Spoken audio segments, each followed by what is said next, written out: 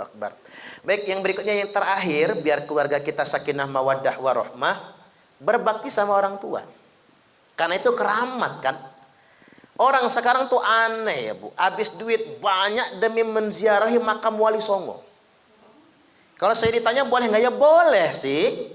Tapi dia keliling menziarahi makam Wali Songo, ongkos habis 1,5 juta, jajannya habis 5 juta.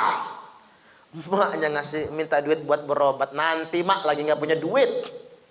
Alangkah tangehnya, ada keramat di depan mata dia abaikan, keramat jauh dia kelilingin. Pan salah, nanti dulu yang jauh-jauh itu, keramat yang terdekat dengan kita yang di rumah. Setuju nggak kira-kira Bu? Makanya saya pegel banget Bu, kemarin ada berita itu ya, anak naruh emaknya di panti jompo, bikin surat pernyataan lagi, kalau emak kami mati silahkan kuburin sendiri, kami ikhlas. Na'udzubillahi min dzalik. Satu induk ayam bisa menghidupi 10 anak, tapi 10 anak ayam belum tentu bisa ngurus satu induknya. Subhanallah, prihatin ya Bu ya. Mudah-mudahan kita dijauhkan dari anak cucung yang kayak gitu. Ini penting, saya sering ceramahin Bu. Kadang-kadang itu kalau yang garis kita nggak apa-apa, yang sebelahnya. Kalau anak ibu iya ikhlas, mantu. Aduh, mantunya tuh keteriak gitu banget sih. Mantu yang jadi soal. Lakinya sibuk kerja, sibuk ke kantor. Bininya Bu yang jadi soal. Takut nggak ikhlas. Nah, ibu-ibu ini sebagai mantu harus jadi mantu yang baik. Kalau ngerumat mertua itu ujian pokoknya. Yakinlah Allah ridho. Ya iyalah Bu, yang namanya ngurus orang tua kan balik ke anak, balik ke kanak-kanakan, mudah ngambekan, pundungan, ya Bu ya. Ya sama kayak ibu-ibu waktu diurus orang tua dulu kan begitu. Ngambekan, pundungan, dikit-dikit ngek, nangis kita ini kan.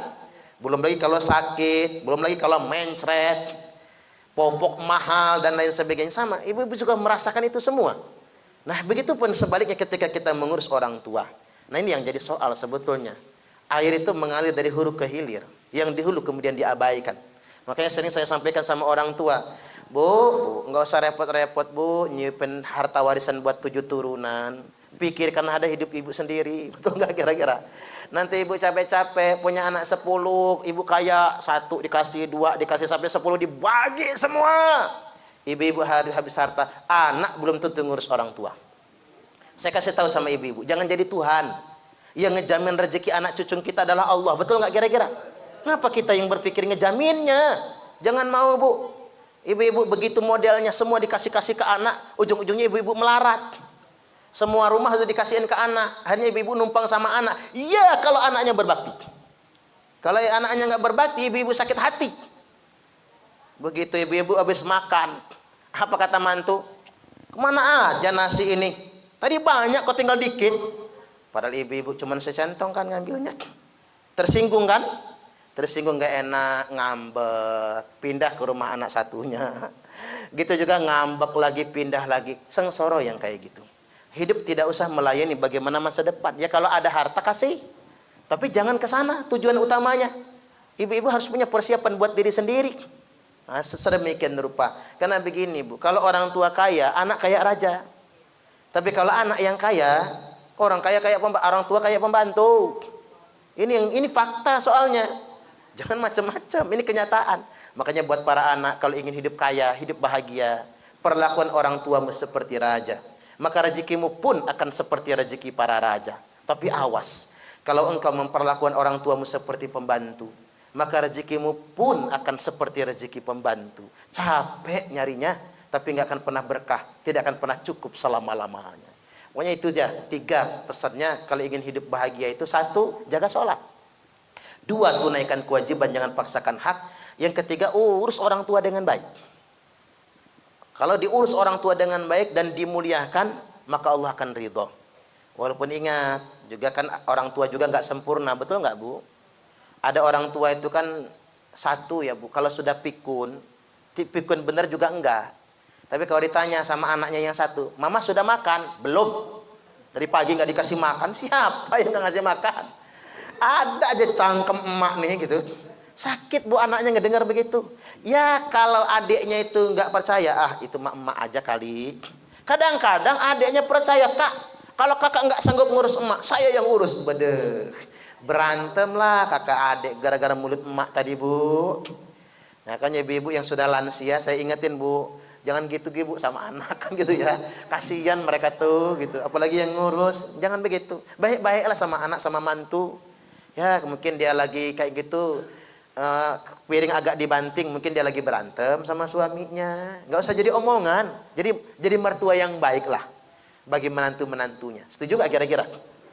Kadang-kadang begini, orang tua zaman sekarang, anak yang petang pagi ujung ngurusi, petang pagi, petang sore, siang malam ngurusin orang tua, nggak kelihatan manisnya bu, nggak kebauan harumnya. Tapi kalau anak yang jauh yang tinggal di Jakarta anaknya kirim, mama duit 1 juta udah tak transfer. Cerita seantero Bandar Lampung tahu semua orang. Anak gua tahu yang di Jakarta tiap bulan kirim uang 1 juta. Terus begitu omongannya bu. Kan sakit hati anak yang ngurus petang pagi, siang malam ini bu. Padahal ngurus orang tua siang malam lebih dari uang 1 juta nilainya. Betul nggak kira-kira? Nah itu pokoknya buat ibu-ibu. Karena ini rata-rata ada pembantu, jadilah mantu yang baik ya bu ya. Jadilah mertua yang baik buat mantu-mantunya. Di samping anak juga punya kewajiban berbakti kepada kedua orang tuanya. Sampai di sini.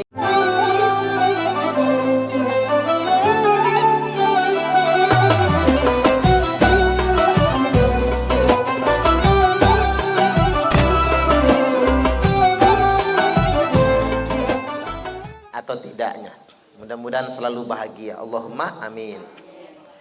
Nah, bagaimana cara menciptakan keluarga yang sakinah, mawaddah, warahmah itu?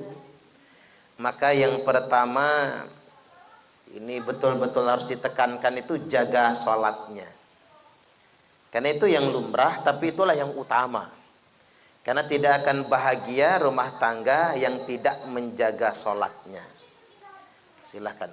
Nabi sallallahu alaihi wasallam telah bersabda, tafarragh li ibadati, lapangkan waktu untuk menyembahku. Amla'u sadraka ginan, niscaya akan aku penuhi dadamu dengan kekayaan. Wa asyudda faqraka, dan kalau engkau sedang kekurangan maka dicukupkan. Ini luar biasa bu, kerennya. Kalimat yang pertama, amla'u sadraka ginan, kepenuhi dadamu dengan kekayaan. Berarti kaya itu subjektif, betul nggak kira-kira? Kaya itu subjektif, apa yang kita rasa. Tapi di kalimat kedua, wa asyudda faqraka, tapi kalau engkau sedang kekurangan, aku cukupkan. Nah kalimat kedua ini bukan lagi subjektif bu, tapi objektif. Ibu-ibu mau bayar utang, utangnya 3 juta. Punya uang 2 juta, kurangnya 1 juta. Itu kekurangan itu subjektif apa objektif itu? Objektif kan, nyata kurangnya itu. Bukan rasa, tapi benar-benar kurang. Nah ini kerennya hadis ini bu, hadis qudsi ini ya. Allah janji sama kita, saya bahas yang subjektifnya dulu. Kalau engkau menjaga sholat, kata Allah, kepenuhi dadamu dengan kekayaan. Karena kaya itu bukan masalah harta, tapi kaya itu soal rasa. Betul nggak bu? Kan banyak orang yang kaya harta tapi miskin hatinya, betul nggak? Orang yang kaya harta tapi hidupnya sumpek. Ada orang itu bu gaji cuma 3 juta sebulan seneng, ada. Tapi ada orang yang gajinya 5 juta sebulan sumpek. Iya kan begitu? Karena tergantung cicilannya gitu.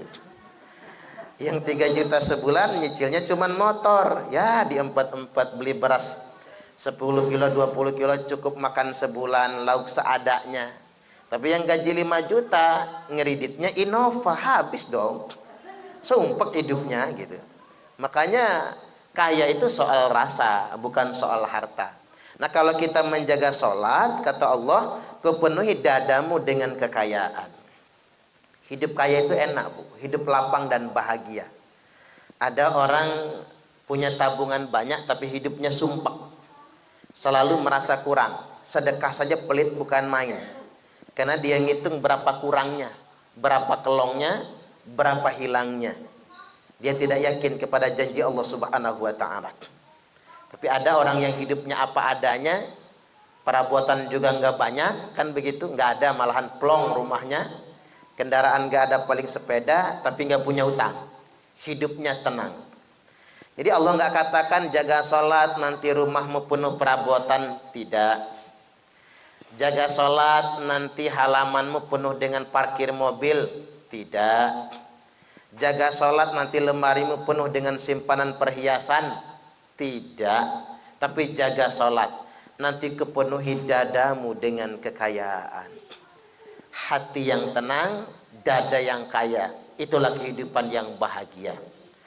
Nah, baru Allah membicarakan yang objektif. Wa asyudda faqroka, dan aku cukupkan kalau engkau sedang kekurangan. Ibu-ibu pernah nggak mengalami kekurangan? Jangan-jangan sering ya. Jangan-jangan sering. Kurang, semua manusia itu sekaya apapun dia kurang. Ada kurangnya, percayalah sama saya. Saya ambil contoh, orang yang pernah ditetapkan terkaya se-Indonesia. Nggak tahu kok sekarang keluar dari 10 besar ya Bu. Yakni Pak Abu Rizal Bakri. Itu pernah jadi orang terkaya se-Indonesia. Sekarang keluar dari 10 besar. Apa memang udah keluar dari 10 besar, apa sengaja disumpitin aja lah biar nggak pamer gitu kan. Wallahu a'lam bishawab. Tapi beliau pernah kekurangan loh Bu.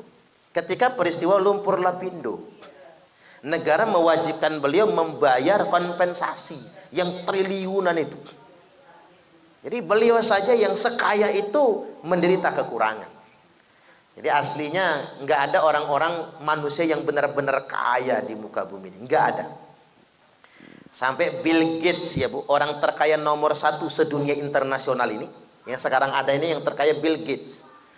Kemarin cerai sama istrinya dia Bu. Terpaksa dia harus berbagi harta dengan istrinya. Jadi semua orang itu mengalami sebuah proses. Ada krisis yang namanya kurang.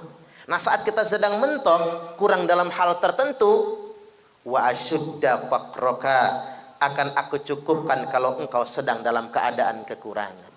Jadi jangan khawatir kalau ibu-ibu sudah menjaga sholat. Allah yang ngejaminnya. Karena ini adalah janji dari Allah Ta'ala. Ini ada bapak-bapak, orang kaya sebetulnya Bu. Menurut pandangan saya kaya lah. Punya mobil Innova bagus gitu kan. Rumah juga bagus, halamannya lebar. Tapi begitu masukkan anaknya ke fakultas kedokteran, duitnya kurang 60 juta. Berarti kan kurang dia kan? Duitnya kurang 60 juta. Pinjam ke bank, cicilan masih dalam perjalanan. Nganggunin BPKB mobil, mobil belum lunas. Mau jual tanah, tanah nggak ada. Ada tadi, tanahnya dijual buat ngebagusin rumah. Mau ngutang ke saudara, nggak enak karena nggak pernah ngutang. Ngutang ke tetangga, tambah nggak enak, ngerepotin orang. Peninglah dia Bu. Sedangkan anak pengen banget masuk fakultas kedokteran, apalah yang perlu dijual? Mengutang-utang ke siapa? Datang kawan lama Bu. Emang kurang berapa itu? Buat membayar kedokteran kurang 60 juta. Nah, kalau segitu mah ada lah kata dia. Nih duitnya. Waduh Pak, saya nggak janji mulanginnya kapan. Santai, mulanginnya terserah kapan ada longgarnya. Oh nggak dibungain ini kata dia, nggak kebayar juga nggak apa-apa. Kan saya punya anak bujang kata dia. Oh, yang mau ke dokter itu anak gadis Bu, nyogok istilahnya ya. Ya walaupun ada udang di balik bakwan ya Bu, asal nggak hitam di atas putih gitu ya. Ya nggak apa-apalah gitu, nggak jadi masalah itu. Ya diakatkan utang, anaknya masuk fakultas kedokteran. Tapi ujung-ujungnya jodoh juga ya Bu ya. Walaupun bukan dipaksain kan, nggak maksa. Utangnya dikembalikan kok. 60 juta itu tetap dikembalikan. Artinya di situ saya ngambil hikmahnya. Oh, ternyata orang itu kalau dekat sama Allah, susah kayak manapun hidupnya ya ada jalan keluarnya. Yang namanya manusia itu nggak ada yang disebut dengan serba kecukupan. pasti mengalami satu masa krisis, yakni kekurangan, siapapun dia. Nah, wa ilam taf'al, apabila engkau tidak mengerjakan, tidak menjaga sholat, kata Allah, malaktu sadraka syughlan, kupenuhi dadamu dengan kesempitan, hidupnya sumpek banget. Bahkan kadang-kadang manusia itu kalau miskin ya Bu, miskin hati, jangankan ngasih orang, buat dirinya saja pelitnya bukan main. Kebun lebar, sawah lebar, tabungan banyak, makan ngirit. Tiap hari ikan asin aja yang dimakannya ya Bu ya. Enggak mau makan yang lain, ecak hobi. Padahal kelenger tuh. Belenger tiap hari. Pelit dengan diri sendiri. Ujung-ujungnya darah tinggi plus diabetes. Nah, kalau sudah kena penyakit begitu nggak bisa menikmati lagi. Kadang-kadang orang pelit dengan diri sendiri, Bu, punya tabungan banyak, naik haji males, kelong duitnya nanti. Umroh juga sayang, ngitung kan dia, laki 25, bini 25, 50 juta. Waduh, 50 juta cuman buat umroh, mending modal kawin lagi. Pikirannya ya Bu, kesono aja pikirannya. Kadang-kadang orang itu kalau miskin hatinya, sumpek hatinya, jangankan ngasih orang, jangankan bantu kerabat, jangankan bantu tetangga, sama dirinya saja pelitnya bukan main, karena miskin hatinya. Walam asudda faqroka, dan awas kata Allah, ketika dia sedang dalam keadaan kekurangan, Allah tidak akan membantu kekurangannya, tidak akan mencukupkan kekurangannya. Jadi nomor satu, yuk kita jaga salat, tambahkan dengan tahajud sebagai modal menghadap Allah Ta'ala. Buat Bu Ernawati, ya ini pesannya nanti buat mantunya sama anaknya, jaga salat, jangan sampai terabaikan. Tak akan pernah bahagia rumah tangga yang tidak menjaga sholat. Kemudian yang kedua, keluarga yang sakinah, mawaddah warahmah tersebut bisa didapatkan dengan cara menunaikan kewajiban. Jangan memaksakan hak. Nanti video saya ini suruh nonton aja sama calon pengantin itu ya. Jadi searching di Google, apa namanya, di YouTube-nya ya, disuruh nonton. Tunaikan kewajiban, karena manusia itu besar kewajiban daripada haknya, betul nggak? Yang besar hak daripada kewajiban itu Bu, orang tua sama anak. Kalau anaknya sudah balik, anak ibu ini kalau dari kandungan sampai balik, besar hak anak terhadap orang tua. Tapi kalau anak-anak sudah balik, apalagi sudah mandiri Bu, besar hak orang tua terhadap anak. Jadi kalau suami istri itu jangan mengedepankan hak, tapi tunaikan kewajiban. Karena begini, banyak orang sekarang ini Bu, memaksakan hak tapi lupa dengan kewajiban. Suami mentang-mentang suami ya Bu, pokoknya istrinya harus nurut dalam segala hal. Padahal mohon maaf, baru seminggu kawin ini, woi, baru seminggu nikah. Selama ini yang ngasih makan istri siapa? Orang tuanya. Yang melahirkannya siapa? Orang tuanya. Yang ngerumat popoknya, mencretnya siapa? Orang tuanya. Yang menyekolahkan, orang tuanya. Habis modal orang tua Bu demi menyekolahkan anak. Betapa banyak orang arogan, laki-laki arogan, pokoknya kamu nggak boleh ke rumah orang tuamu. Belaga lu, kata saya. Kayak dia saja yang melahirkannya. Makanya laki-laki yang baik adalah yang mawas diri. Bukan saya yang bikin dia cantik, bukan saya yang bikin dia pintar, bukan saya yang bikin dia hebat, tapi kedua orang tuanya. Mawas diri, jangan hak yang dipaksa, tapi kewajiban. Sama juga ibu-ibu sama suami, jangan paksakan hak, karena bukan ibu-ibu yang melahirkan suami, betul nggak kira-kira? Bikin suami hebat jadi sarjana gagah itu bukan bininya, tapi ibunya, orang tuanya. Kadang-kadang Bu, kelewatan banget ya. Suami mau ngasih emaknya, nyisihkan dari uang gaji. Dari mana lo? Pakai lu sama lakinya dia Bu. Dari mana lo? Kata bininya, ngasih emak. Sudah lama nggak ngasih emak, monyong bininya Bu. Suruh bikin kopi nggak mau lagi tuh, masya Allah. Kita ban suami masuk kamar pengen kelon bininya, apa kata bininya? Kelon sama emak lu sono, jangan kelon sama gua. Ini kan keterlaluan, merasa menguasai suami itu nggak boleh. Merasa ingin menjajah istri juga nggak boleh. Semua harus tunaikan kewajiban masing-masing, jangan memaksakan hak. Apa kewajiban suami kepada istri? Kata Nabi yang pertama, ayut imaha idza ta'im. Kasih istri makan sesuai dengan kemampuan suami. Suami sesuai dengan kadarnya ya Bu. Istri juga harus maklum. Kan rezeki itu di depan, betul nggak kira-kira? Jangan ibu-ibu kira hari ini mantu melarat, selamanya melarat, belum tentu. Rezeki mah di depan. Jadi jangan merendahkan mantu. Jangan sampai lu ini nggak punya apa-apa, misalnya ya, ngambil anak gua, jangan. Rezeki di depan, kita nggak tahu rezeki ke depannya nanti Allah kasih. Yang penting dia menafkahi anak kita sesuai dengan kemampuannya saja. Kemampuannya memberi makan. Karena itu pengalaman saya Bu, pahit betul. Saya itu 3 tahun pernikahan pertama itu nggak punya lemari. Lemarinya kardus Bu. Lemarinya kardus. Jadi pakaian masuk kardus. Setelah 3 tahun menikah baru kebeli lemari Napoli. Napoli plastik gitu Ibu ya. Baru kebeli Napoli Bu. Habis itu luar biasa pengalaman. 7 tahun menikah, 3 kali diusir dari kontrakan. Itu sungguh luar biasa. Apa adanya. Oh, kadang-kadang tuh gak enak betul Bu. Yang gak enak itu kalau kehabisan beras. Waduh. Mau ngutang ke warung, utang kemarin belum dibayar nih. Mau ngutang ke tetangga, malunya bukan main. Serba gak enak. Pagi kelaparan, siang keroncongan, sore tambah kelaparan. Pagi nggak sarapan, siang keroncongan, sore kelaparan, malam ngarep ada undangan kendurena. Oh, berdoa ya Allah, mudah-mudahan ada yang kendurena. Tapi yang mati nggak ada belakangan ini ya Bu ya. Kapan dapat beseknya kita ini? Lemes badan, lemes. Sampai adik-adik sepupu saya Bu yang ikut saya itu, mana saya ini kan belum punya anak waktu itu, diikutin adik sepupu, makan susah, tepar semua tidur.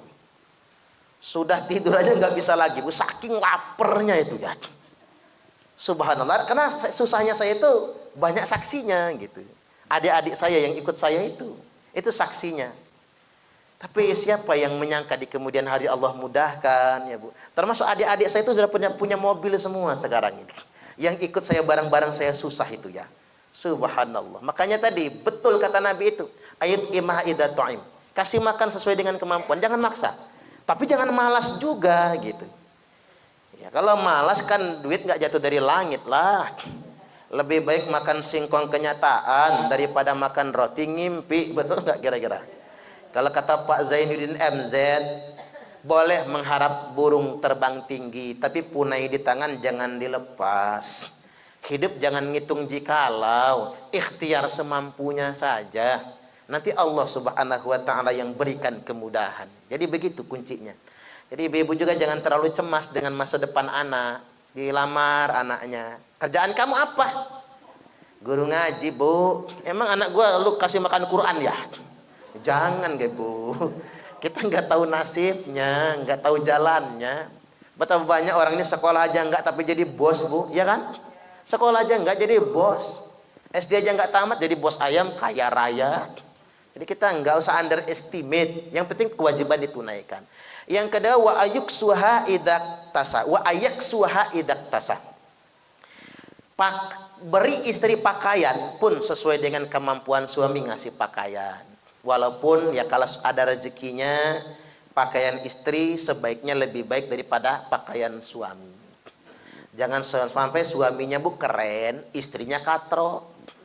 Kemana-mana daster aja dipakai. Undangan daster, ke pasar daster, arisan daster ya Bu ya. Wasyandu daster, pengajian ya daster, tidur pakai daster. Mending dasternya yang bener, daster abis masak tadi pagi. Ngulek sambal terasi nggak cuci tangan, dikuel-kuel di bajunya jorok kan Bu, ngelap-ngelap aja. Begitu suami ikutan tidur kok di kasur bau terasi ya. Ngelihat bininya matanya udah belean, hidungnya upiran, giginya jigongan, ngiler pula ya Bu ya. Itu namanya suami keluar rumah ternyata rumput tetangga lebih hijau. Makanya buat bapak-bapak sering saya ingatkan, biar tidak ngelihat punya orang, dandani istri sendiri. Karena cantik itu butuh modal. Ingin istrinya baik, ajarin. Ingin istrinya taat, contohin. Ingin istrinya tenang, nafkahin. Ingin istrinya cantik, modalin. Kalau nggak sanggup modalin, jangan mengkritik, kan begitu ya. Tapi ibu-ibu juga rajin-rajin dandan buat suami. Karena dandan buat suami itu adalah ciri-ciri wanita penghulu surga. Allahumma amin. Selanjutnya kata Nabi, kewajiban suami itu walai yadribil wajha. Enggak boleh nabok muka. Ya, kalau bisa semua jangan dipukul. Udahlah masa lalu yang namanya KDRT itu. Masa lalu yang namanya suami kesel dikit nempeleng. Orang dulu kan begitu, Bu, arogan banget jadi laki ya. Kalau zaman dulu kan sistemnya begitu ya, Bu. Suami itu raja. Sampai anduk aja minta diambilin bini, kan begitu ya. Nah itu harus kita tinggalkan budaya yang begitu. Raja bukan dia itu ya. Mending kalau nyukupin. Jadi jangan, ibu-ibu harus ajarkan sama anak bujangnya gitu. Kalau ada anak laki, nak kamu jangan pakai cara orang lama, ngebos. Suami yang baik itu yang bekerja sama dengan istrinya. Maka banyak orang Lampung, orang Sumatera ini pengen nikah sama orang Jawa, Bu. Karena orang Jawa nggak pantangan bantuin istri nyuci gitu. Nggak pantangan bantuin istri masak, bikin kopi sendiri. Orang Jawa mah biasa. Tapi jadi repot kalau orang Jawanya sudah lahir di Lampung. Ikut ngebos juga. Allahu Akbar. Gegoh gawoh ya, Bu ya. Sama aja ternyata. Padahal kalau dalam Islam itu ya berbagi gitu. Saling tolong menolong satu sama lainnya. Dan ingat sekali lagi, jangan sekali-kali memukul istri.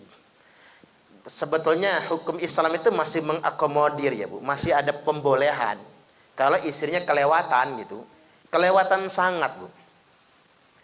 Jadi bebel, bengal, bebel, bandel, bengal. Itu bahasa apa itu? Bebel, bandel, bengal. Ngotot, ngetet, ngeyel, merengkel. Suami baru ngomong sekata dia sebaris. Suami sebaris dia belembar-lembar, ngocehnya nggak berhenti-berhenti. Disuruh sholat malas, kerjaannya pagi-pagi udah di rumah tetangga ngerumpi. Ribut semua tetangga gara-gara omongan cangkem mulutnya itu ya, Bu ya. Suami ini udah kelewatan ini bini, ditegur malah dia ngelawan, itu baru boleh, Bu, dipukul. Tapi yang dipukul pantat. Makanya pantat dibikin tebel. Kalau dipukul dal mendal dia, Bu. Dan nggak boleh mukul selain itu, nggak boleh sama sekali. Apalagi muka, haram hukumnya. Termasuk ibu-ibu ya, kesal kayak manapun sama anak, hindari memukul wajah, nggak boleh. Mukul kepala nggak boleh. Saya itu nggak sepenuhnya menyalahkan, Bu. Kalau ada guru di sekolah nempeleng murid, orang tuanya ngadu ke polisi. Nggak sepenuhnya salah, ya gurunya juga salah. Ngapa nempeleng murid? Boleh mukul murid, tapi jangan kepala. Usahakanlah pinggang ke bawah, nggak bagus. Saya tambahkan juga ibu-ibu jangan suka jewer kuping anak ya. Nanti anaknya tambah bandel loh, Bu. Dengan jitak kepala, jangan nyubit perut. Nggak tahan betul ya tadi pantatnya itu, Bu, sampai biru juga nggak apa-apa. Habis itu foto sebagai kenang-kenangan. Nih jahatnya emak gua nih, kata anaknya. Sampai biru gua dicubitin sama dia tuh, gitu kan. Cuman saya ini ngambil pelajaran di saya karena saya tuh nakal kecilnya nakal, Bu. Nakal betul kecilnya itu ya. Nakalnya ini suka ngeberantemin anak orang gitu. Ya kan nakal tuh namanya ya. Orang lagi diam-diam kita jitak gitu kan. Kan nakal. Ibu saya tuh kalau sudah kelewat kesel sama saya, gebuknya pantat. Tapi nggak berhenti-berhenti, Bu. Sampai saya ngomong ampun. Cuma saya tuh gengsi ngomong ampunnya. Tapi nggak akan selesai itu. Pak, tambah kenceng gitu. Sampai enggak terasa tuh pedes banget, Bu, sini nih rasanya. Karena saya udah nggak tahan lagi, ampun. Nah, ngomong dari tadi kata ibu saya. Dari tadi ngantung ngomong. Engke dibedakkan kelek. Nah, udah puas ya, Bu. Tapi saya pahami, saya nggak pernah sakit hati sama ibu saya. Walaupun puas dia mukulin pantat saya. Sayang, sampai sekarang tambah sayang sama ibu saya. Cuman ada satu, Bu, kesalahan bapak saya. Saking keselnya dia sama saya, pakai kakinya, Bu. Dia sundul kening saya pakai kakinya, Bu. Enggak sakit, Bu, jeduk ke dinding. Sampai sekarang masih sakit hati aja bawaannya tuh, Bu. Walaupun bapak saya sudah lama wafat meninggal dunia, kerasa di sini, Bu. Kalau ingat kejadian itu, kayak bukan bapak saya dia itu. Ada rasa ya, Bu. Mungkin saking pegelnya dia sama saya itu, sampai segitunya. Nah, itu pelajaran bagi kita. Ternyata kalau mendidik anak, jangan sekali-kali memukul area pinggang ke atas. Kalau memang kesel banget, pantat saja dipuas-puasin. Nah, apalagi anak bukan kan laki bini ini. Jangan sekali memukul wajah, haram hukumnya. Selanjutnya wala yuqabbih, suami yang baik tidak boleh menghina istrinya. Istri itu paling senang dipuji. Betul nggak, Bu, kira-kira? Tapi dipuji suami. Bahaya kalau istri dipuji suami tetangga. Itu bahaya sekali, Bu. Itu darurat itu. Di rumah kerjaannya digentak suami, bikin kopi manis dikit kena marah. Sayur asam keasaman dikit marah. Ya, bukan sayur asam lah, kalau nggak asam mah. Bikin sambal kepedasan marah. Ada aja salah bininya. Suami pulang kerja telat dikit, kok telat, Pak? Malah kena marah, bengak-bengok. Tiap hari dihina suami, dimaki suami, direndahkan oleh suaminya. Begitu suatu hari ada pertemuan alumni SMA negeri, teman sekolah dulu ketemu. Tercengang, Bu. Ketemu mantan cowoknya waktu SMA, tercengang. Pas makan bersama, apa kata mantan cowoknya? Subhanallah. Udah haji cowoknya soalnya. Makanya pakai subhanallah dia, Bu. Subhanallah, kamu dari dulu nggak pernah berubah. Mulai ngembang, Bu. Kupingnya mekar, bahunya naik.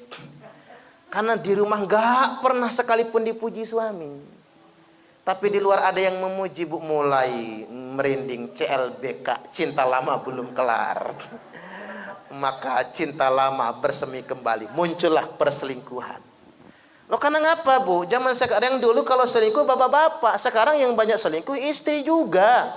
Kalau ditanya di pengadilan, apa sebabnya ibu selingkuh? Laki gua tuh pantas diselingkuhin, Pak Hakim, kata dia. Kerjanya tiap hari maki aja kalau nggak nempeleng. Nah, iya juga kan.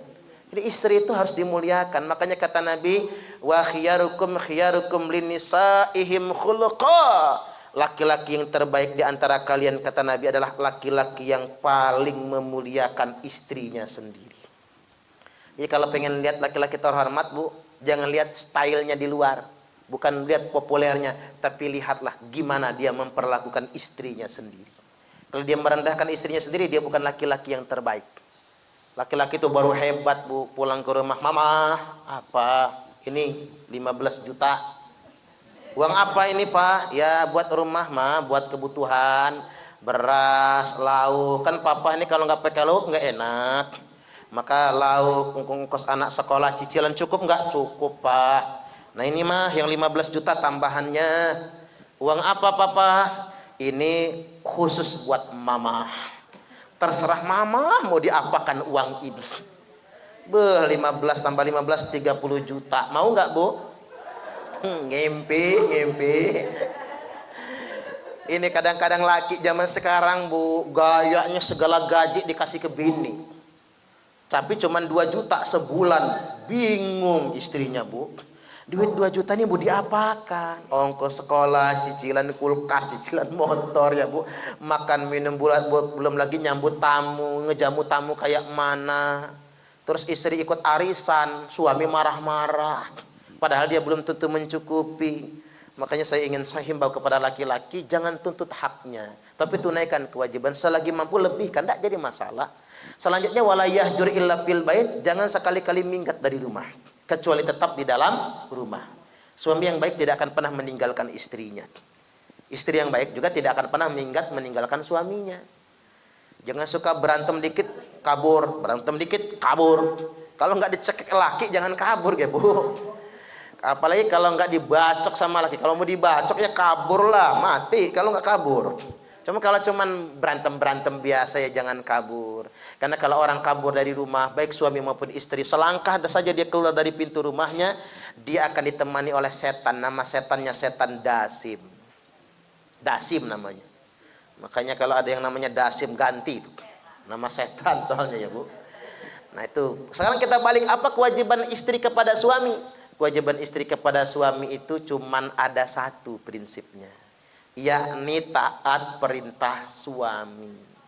Makanya sering saya sampaikan, perempuan paling gampang masuk surga, paling gampang masuk neraka. Kalau mau masuk surga bu, taat suami. Kalau pengen masuk neraka, ngelawanlah sama suami. Suami lagi tidur, sepak palanya. Gratis masuk nerakanya ya bu. Nggak usah bayar kapelingan di neraka itu. Ya nggak ada pilihan lain bagi wanita itu, kecuali ketaatan kepada suami. Nah, istri tunaikan kewajiban taat, yang penting suami jangan arogan, saling memahami satu sama lain. Apa kalau istri lagi berantem sama suami nggak taat? Ya belum tentu, namanya lagi berantem ya bu ya. Berantem itu hal yang sangat wajar sekali. Apalagi istri merasa direndahkan oleh suaminya, ya ngejawablah dia. Emang siapa lu, ngelahirin gua juga enggak? Kan begitu ya bu ya. Dia bukan yang melahirkan, dia dapatnya cantiknya, dapat sarjananya, kan begitu. Dapat hebatnya, tiba-tiba jadi arogannya bukan main. Makanya orang hebat itu yang selalu bisa memahami, mawas diri tentang apa kewajibannya. Tinggal ibu-ibu ini ada bonusnya. Wanita itu yang bakal masuk surga, idan nazartaha sarratka, kalau dilihat suami, dia menyenangkan suami, senyum. Senyumnya istri depan suami bu, sama seperti sedekah emas sebesar gunung Uhud. Wow. Ibu-ibu ini sekarang kalau tak tagih bu, sedekah yuk, lepas anting-anting sama cincinnya, kalungnya sama apa namanya, gelangnya. Berat bu. Ibu-ibu nggak perlu ngelepas anting, ngelepas cincin atau gelang kalung. Cukup ibu-ibu nyengir depan suami aja, pahalanya sama seperti sedekah emas sebesar gunung Uhud. Yang punya suami, yang nggak punya suami ya namanya takdir Allah ya bu ya, itu sudah ketentuannya. Kan enak wanita tuh cari pahala. Kemudian yang berikutnya, ketika suami idah adartaha zaujuha fi baitiha, apabila suaminya sedang di rumah, dia sibuk berdandan untuk suaminya. Makanya kalau bisa ibu-ibu ini genit sama suami. Karena istri yang bakal masuk surga itu bu, yang gampang masuk surga istri yang genit. Suami lagi di rumah, bedak sekotak habisin gak apa-apa. Lipstik yang merah bela itu bu, minyak wangi dari ujung rambut sampai ujung kuku. Pakai bajunya bu, jangan tanggung, lekton. Nggak apa-apa, dan nenek-nenek juga lah kan gitu ya. Pakai rok mini kan begitu. Ini mangga, ketiban laki pulang bau balsam campur autan. Betul-betul merusak selera ya bu. Yang pandai berdandan untuk suaminya. Kemudian yang berikutnya, istri yang khidmat kepada suami. Ibu-ibu ini seminggu saja 7 hari 7 malam khidmat kepada suami. Suami masak, suami makan, dimasakkan sebagainya. Itu pahalanya bu, fadilahnya ditutup 7 pintu neraka, dibukakan 8 pintu surga. Subhanallah, fadilah istri itu. Istri itu mencium tangan suami sama seperti 70 kali cium Hajar Aswad. Oh, cium terus. Cara menciumnya jangan begini bu. Ini bukan mencium tangannya namanya. Ini menjidat namanya ya bu. Mencium itu pakai mulut. Minimal begini atau begini. Cetrok. Atau pengecium. Nah, itu mencium namanya. Jangan begini. Jadi cium betulan pakai bibir. Ibu-ibu mencium tangan suami, pahalanya 70 kali cium Hajar Aswad. Apalagi suaminya hitam kayak pantat wajan itu ya, persis Hajar Aswad. Makanya ibu-ibu kalau cari mantu itu jangan yang putih bu, jangan yang kuning, jangan yang coklat, hitam aja sekalian. Nah kalau cari jodoh, cari suami yang hitam nak, kata Pak Ustadz, biar ngepasin Hajar Aswad misalnya. Allahu Akbar. Ibu-ibu nyuci baju suami ya bu, itu pahalanya 1000 pahala, dicabut 2000 dosa. Makanya kalau ibu-ibu habis bikin dosa, nyuci baju. Hari ini habis ngerumpi nih misalnya ya bu, habis bikin dosa nih, cari di kamar, mana baju laki bu. Waduh udah bersih semua, yang bersih cuci lagi. Kalau nggak tanya laki, apa? Kolornya mana pak? Ya gua pakai lah, lepas pak. Kirain mau ngajak apaan ya bu ya, ternyata nyuci kolor. Nyuci baju suami artinya khidmatnya istri kepada suami itu pahalanya berlipat ganda. Jadi jangan pernah merasa lelah ya bu untuk mengurus suami, walaupun suami itu nggak sempurna. Kadang-kadang kan banyak istri-istri itu trauma menikah lagi bu. Saya tanya bu, ngapa nggak nikah lagi? Apa terlalu sayang sama suami? Bukan, usah trauma kata dia. Takut betul dapat yang kayak gitu lagi. Allahu Akbar. Ternyata banyak ibu-ibu ini trauma gara-gara lakinya ya. Pantesan gak mau nikah lagi ternyata ya. Coba kalau yang gak trauma, Bu, maulah dia nikah lagi. Allahu Akbar. Baik, yang berikutnya yang terakhir, biar keluarga kita sakinah mawaddah warahmah, berbakti sama orang tua. Karena itu keramat kan. Orang sekarang tuh aneh ya, Bu. Habis duit banyak demi menziarahi makam Wali Songo. Kalau saya ditanya boleh nggak, ya boleh sih. Tapi dia keliling menziarahi makam Wali Songo. Ongkos habis 1,5 juta. Jajannya habis 5 juta. Maknya minta duit buat berobat. Nanti mak lagi nggak punya duit. Alangkah tangehnya, ada keramat di depan mata dia abaikan. Keramat jauh dia kelilingin. Pan salah. Nanti dulu yang jauh-jauh itu. Keramat yang terdekat dengan kita yang di rumah. Setuju nggak kira-kira, Bu? Makanya saya pegel banget, Bu. Kemarin ada berita itu ya. Anak naruh emaknya di panti jompo. Bikin surat pernyataan lagi. Kalau emak kami mati, silahkan kuburin sendiri. Kami ikhlas. Na'udzubillahi min dzalik. Satu induk ayam bisa menghidupi 10 anak. Tapi 10 anak ayam belum tentu bisa ngurus satu induknya. Subhanallah, prihatin ya, Bu ya. Mudah-mudahan kita dijauhkan dari anak cucung yang kayak gitu. Ini penting, saya sering ceramahin, Bu. Kadang-kadang itu kalau yang garis kita nggak apa-apa, yang sebelahnya. Kalau anak ibu iya ikhlas, mantu. Aduh, mantunya tuh keteriak gitu banget sih. Mantu yang jadi soal. Lakinya sibuk kerja, sibuk ke kantor. Bininya, Bu, yang jadi soal. Takut nggak ikhlas. Nah, ibu-ibu ini sebagai mantu harus jadi mantu yang baik. Kalau ngerumat mertua itu ujian pokoknya. Yakinlah Allah ridho. Ya iyalah, Bu, yang namanya ngurus orang tua kan balik ke anak, balik ke kanak-kanakan, mudah ngambekan, pundungan, ya Bu ya. Ya sama kayak ibu-ibu waktu diurus orang tua dulu kan begitu. Ngambekan, pundungan, dikit-dikit ngek, nangis kita ini kan. Belum lagi kalau sakit, belum lagi kalau mencret, popok mahal dan lain sebagainya. Sama, ibu-ibu juga merasakan itu semua. Nah, begitupun sebaliknya ketika kita mengurus orang tua. Nah, ini yang jadi soal sebetulnya. Air itu mengalir dari hulu ke hilir. Yang di hulu kemudian diabaikan. Makanya sering saya sampaikan sama orang tua. Bu, nggak usah repot-repot, Bu. Nyimpen harta warisan buat 7 turunan. Pikirkan ada hidup ibu sendiri. Betul nggak kira-kira? Nanti ibu capek-capek, punya anak 10. Ibu kaya, 1 dikasih, 2 dikasih, sampai 10 dibagi semua. Ibu-ibu habis harta. Anak belum tentu ngurus orang tua. Saya kasih tahu sama ibu-ibu. Jangan jadi Tuhan. Yang ngejamin rezeki anak cucu kita adalah Allah. Betul nggak kira-kira? Ngapa kita yang berpikir ngejaminnya? Jangan mau, Bu.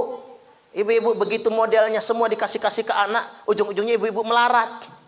Semua rumah harus dikasihin ke anak. Akhirnya ibu-ibu numpang sama anak. Iya, kalau anaknya berbakti. Kalau anaknya nggak berbakti, ibu-ibu sakit hati. Begitu ibu-ibu habis makan, apa kata mantu? Kemana aja nasi ini? Tadi banyak, kok tinggal dikit. Padahal ibu-ibu cuma secentong kan ngambilnya. Tersinggung kan? Tersinggung gak enak, ngambek, pindah ke rumah anak satunya. Gitu juga ngambek lagi, pindah lagi. Sengsara yang kayak gitu. Hidup tidak usah melayani bagaimana masa depan. Ya kalau ada harta kasih. Tapi jangan ke sana tujuan utamanya. Ibu-ibu harus punya persiapan buat diri sendiri. Nah, sedemikian rupa. Karena begini, Bu, kalau orang tua kaya, anak kayak raja. Tapi kalau anak yang kaya, orang kaya kayak orang tua kayak pembantu. Ini fakta soalnya. Jangan macam-macam, ini kenyataan. Makanya buat para anak kalau ingin hidup kaya, hidup bahagia, perlakuan orang tuamu seperti raja. Maka rezekimu pun akan seperti rezeki para raja. Tapi awas, kalau engkau memperlakukan orang tuamu seperti pembantu, maka rezekimu pun akan seperti rezeki pembantu. Capek nyarinya, tapi nggak akan pernah berkah, tidak akan pernah cukup selama-lamanya. Pokoknya itu aja, 3 pesannya kalau ingin hidup bahagia itu. 1, jaga sholat. 2, tunaikan kewajiban, jangan paksakan hak. Yang ketiga, urus orang tua dengan baik. Kalau diurus orang tua dengan baik dan dimuliakan, maka Allah akan ridho. Walaupun ingat, juga kan orang tua juga nggak sempurna, betul nggak, Bu? Ada orang tua itu kan satu ya Bu, kalau sudah pikun benar juga enggak. Tapi kalau ditanya sama anaknya yang satu, mama sudah makan? Belum. Dari pagi nggak dikasih makan, siapa yang nggak ngasih makan? Ada aja cangkem emak nih gitu. Sakit Bu anaknya ngedengar begitu. Ya kalau adiknya itu nggak percaya, itu emak aja kali. Kadang-kadang adiknya percaya, Kak. Kalau kakak nggak sanggup ngurus emak, saya yang urus. Bedeh. Berantem lah kakak adik gara-gara mulut emak tadi Bu. Makanya ibu-ibu yang sudah lansia, saya ingetin Bu, jangan gitu Bu sama anak kan gitu ya. Kasihan mereka tuh gitu. Apalagi yang ngurus, jangan begitu. Baik-baiklah sama anak sama mantu. Ya mungkin dia lagi kayak gitu, piring agak dibanting, mungkin dia lagi berantem sama suaminya. Nggak usah jadi omongan. Jadi mertua yang baik lah bagi menantu-menantunya. Setuju nggak kira-kira? Kadang-kadang begini, orang tua zaman sekarang, anak yang petang pagi ujung ngurusi, petang pagi, petang sore, siang malam ngurusin orang tua, nggak kelihatan manisnya Bu, nggak kebauan harumnya. Tapi kalau anak yang jauh yang tinggal di Jakarta, anaknya kirim, mama duit 1 juta udah tak transfer. Cerita seantero Bandar Lampung tahu semua orang. Anak gua tahu yang di Jakarta tiap bulan kirim uang 1 juta. Terus begitu omongannya Bu. Kan sakit hati anak yang ngurus petang pagi, siang malam ini Bu. Padahal ngurus orang tua siang malam lebih dari uang 1 juta nilainya. Betul nggak kira-kira? Nah itu pokoknya buat ibu-ibu. Karena ini rata-rata ada pembantu, nah jadilah mantu yang baik ya Bu ya. Jadilah mertua yang baik buat mantu-mantunya. Di samping anak juga punya kewajiban berbakti kepada kedua orang tuanya. Sampai di sini kita buka tanya jawab. Saya persilahkan.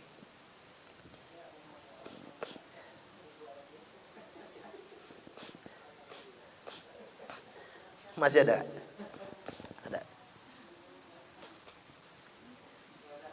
Ya, Bu Haji silakan.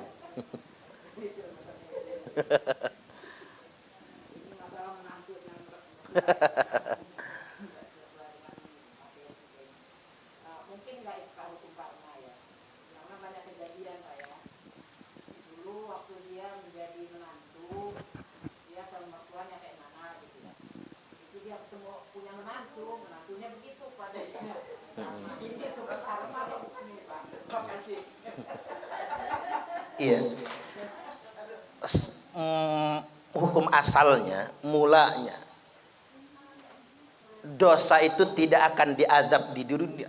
Saya ulangi, dosa itu tidak akan diazab di dunia. Balasan akan dosa dan kesalahan kita di akhirat kelak, kecuali dosa durhaka pada orang tua. Jadi kalau ditanyakan oleh Bu Pundari, apa mungkin hukum karma? Mungkin. Orang menyebutnya hukum karma ya Bu. Kalau dalam bahasa kitanya ditakjil, disegerakan. Tidak akan mati anak yang durhaka kepada orang tuanya sebelum dia merasakan sakit seperti yang dirasakan oleh kedua orang tuanya. Itu jawabannya. Jadi boleh jadi karena dulu dia enggak khidmat pada orang tua, maka akhirnya dia merasakan hal yang serupa. Mantunya enggak khidmat sama dia juga. Itu hati-hati. Makanya banyak-banyaklah minta maaf sama orang tua itu. Karena ada hadisnya juga. Biru aba'ukum tabirukum abna'ukum. Berbaktilah kepada kedua orang tua kalian, nanti anak kalian yang akan membalasnya. Berbakti kepada kalian juga. Otomatis. Jadi begitu. Tapi kalau ketiban nasib ibu nggak baik, saya itu nggak jahat dulu sama orang tua Ustadz, misal ya Bu. Tapi kok saya punya mantu kayak gini bener misalnya. Yang penting jangan nyumpah aja. Banyakin istighfar. Ibu minta ganti pahala sama Allah. Begitu. Masih ada?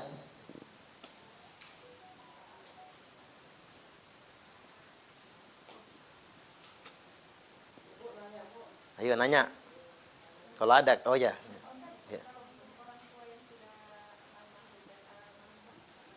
Oh ya. Birrul walidain ba'da mautihima, berbakti kepada orang tua yang sudah meninggal, termasuk cara minta maaf ya Bu. Berbakti kepada orang tua yang sudah meninggal dunia, ya doakan. Ad-du'a wa shadaqatu lahu. Doa dan banyakin sedekah untuk orang tua. Ad-du'a lahuma wa shadaqatu lahuma. doa untuk kedua orang tua dan bersedekah untuk kedua orang tua. Terutama sedekah jariah ya Bu. Terutama sedekah jariah untuk orang tua yang sudah wafat meninggal dunia. Wah, makasih banget ya Bu. Ya Allah, sebetulnya pegel banget tuh saya sama anak saya itu. Cuman karena dia sudah sedekah atas nama saya ridho betul. Jadi ahli kubur itu begitu. Dia berkomunikasi dengan Allah walaupun tidak bisa berkomunikasi dengan kita. Jadi begitu caranya. Ya. Silakan.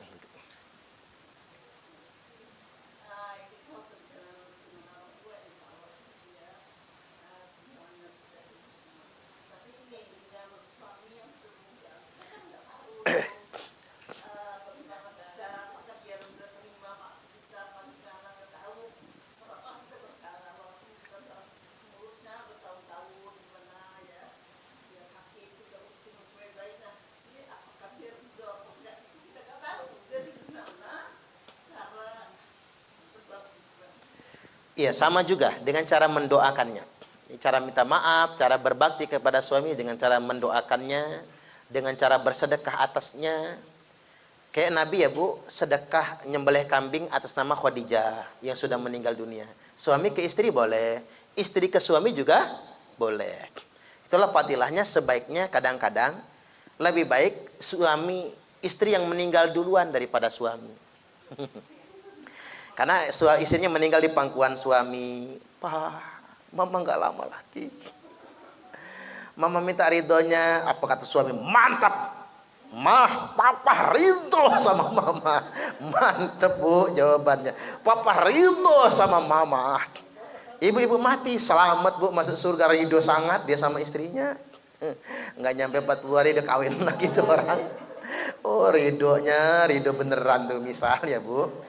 Ada fadilahnya, ada fadilahnya. Tapi fadilahnya ada juga. Mengapa istri zaman sekarang itu banyak janda daripada duda? Karena kalau janda ya Bu, kalau janda ya nggak mikir kawin lagi kan? Kalau duda udah peot juga masih lah. Nah, buat Bu Nila ya, Bu Hajah Nila. Mantunya jangan dihalangi kalau mau menikah lagi. Namanya laki-laki kan? Tapi dia sudah ridho dengan Asti Wahyuni. Meninggal husnul khotimah kan begitu. Mudah-mudahan jadi bidadari surga nantinya. Nggak usah khawatir yang sedemikian rupa. Dan memang beruntung ya, anak-anaknya punya kakek nenek yang baik-baik semua. Punya keluarga yang baik-baik ya. Yakinlah bahwasanya masa depannya Allah yang jamin. Jadi begitu. Baik, masih ada mana lagi? Cukup ya. Takut keasaran ya Bu. Baik, demikian sekarang kita berdoa. Ya zal jalali wal ikram, a'udzu billahi minasyaitonir rajim. Bismillahirrahmanirrahim. Alhamdulillahirabbil alamin. Allahumma shalli wa sallim ala sayyidina Muhammadin